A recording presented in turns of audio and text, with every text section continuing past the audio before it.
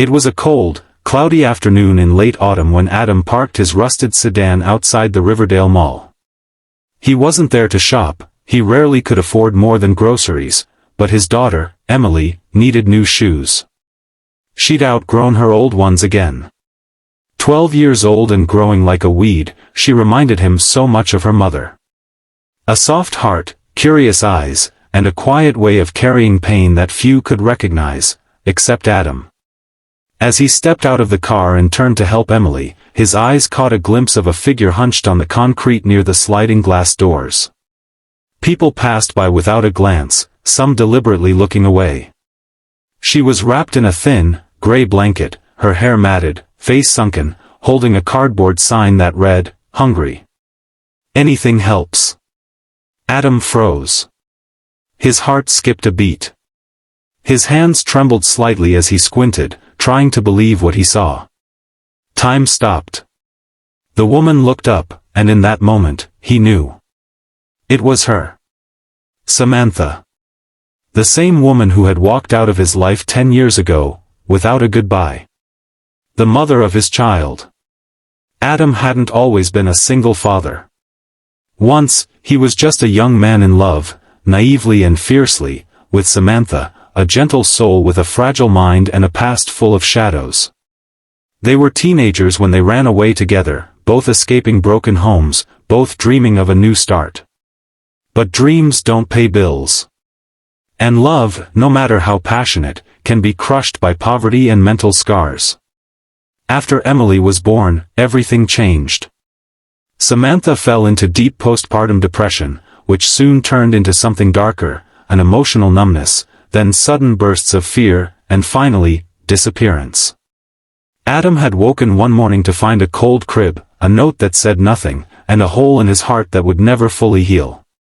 He had searched everywhere, hospitals, shelters, old friends. But she was gone. No trace, no closure. Only silence. And now, a decade later, she was sitting outside a mall, begging for food. He didn't approach her that day. He couldn't. Not with Emily by his side. Not with the flood of pain, anger, confusion, and pity crashing through him. Instead, he walked quickly into the mall, his hand tightly clutching Emily's. That night, after putting his daughter to bed, Adam sat alone at the kitchen table. Bills piled up in front of him. The ceiling leaked. The heater rattled. But all he could think about was her, how broken she looked. How familiar her eyes still were beneath the dirt and sorrow. He made a decision. A hard one. One that would test the very limits of his forgiveness and humanity. He would go back. The next day, Adam returned to the mall. She was still there, same spot, same blanket. Her eyes were vacant, but when she saw him, something flickered. Recognition? Guilt? Hope? He knelt down beside her. She looked away, ashamed. He didn't ask why she left. Not yet. Instead, he offered her a sandwich and a bottle of water. She took them with trembling hands and whispered, "Thank you." Her voice cracked like old vinyl. He remembered that voice, soft, musical, broken. She had once sung lullabies to Emily with that voice. That day turned into a week. Each day, he returned with food and conversation. Slowly, she opened up. Samantha had lived on the streets for years, drifting between shelters, sometimes lost in episodes she couldn't explain. She had tried to get help, but her mind betrayed her often, voices, fears, disassociation. She didn't remember leaving. Not clearly. Only that she felt like she was drowning and believed Emily would be better without her. Adam's heart ached. He had hated her for years. Hated the abandonment. The silence. But now, sitting beside the woman he once loved, who was now a ghost of herself, he realized something deeper. She hadn't run away. She had fallen. And no one had caught her. He reached out to local resources, mental health clinics, women's shelters, addiction recovery programs. It wasn't easy. The system was overburdened, and Samantha often resisted. Sometimes she refused help. Other times she lashed out, scared and confused. But Adam persisted. He didn't tell Emily right away. How do you explain to a 12-year-old that the mother she's only seen in pictures is now homeless and fragile? But one night, Emily found a pamphlet on mental illness in his coat pocket and asked questions he couldn't dodge. He told her the truth. Emily didn't cry. She sat quietly, listening, processing. Then she simply asked, "Can I meet her?" The first meeting was quiet, tentative. Samantha was in a transitional home by then, cleaner, calmer, but still distant. Emily approached her like a bird afraid to fly, cautious but curious. Samantha wept. Emily didn't. Instead, the girl reached into her backpack and pulled out an old drawing. A picture she had made when she was 5.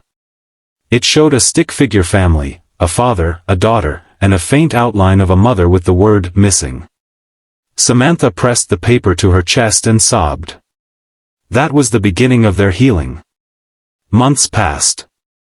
Samantha improved. Therapy, medication, consistent care, they began to bring her back. Not to the woman Adam once knew, but to someone new. Someone honest about her brokenness, trying to rebuild. Adam never expected to love her again. That part of their story was over. But he learned to respect her, to forgive her, and to admire her quiet strength. She became a part of their lives, not as a wife or partner, but as a mother finding her way. Emily, too, grew stronger. She learned about compassion not from books or movies, but from real life, from watching her father's relentless kindness and her mother's painful recovery. They weren't a typical family. But they were real. Raw. Healing. And together. One day, nearly a year after they reunited, Adam and Emily walked into the same mall. Samantha walked beside them, not on the ground with a cardboard sign, but standing tall in a warm coat and modest dress. Her hair was brushed. Her eyes were tired but alive. As they passed the spot where she once sat, Samantha paused. A woman sat there now, young and frightened, holding a sign just like she once did. Samantha knelt down, pulled out a sandwich and a bottle of water from her bag, the same way Adam once had for her. "Here," she said gently. "You're not alone." The moment was small. Quiet. But it was everything. Because Samantha knew what it meant to fall, and to be caught. Because Adam had chosen kindness over bitterness. Because Emily had chosen understanding over blame. And because sometimes, the most broken people become the most beautiful sources of light. Kindness isn't always loud. Sometimes, it's a quiet persistence. A sandwich offered to someone who once left you in silence. A child choosing compassion over resentment. A single father refusing to give up.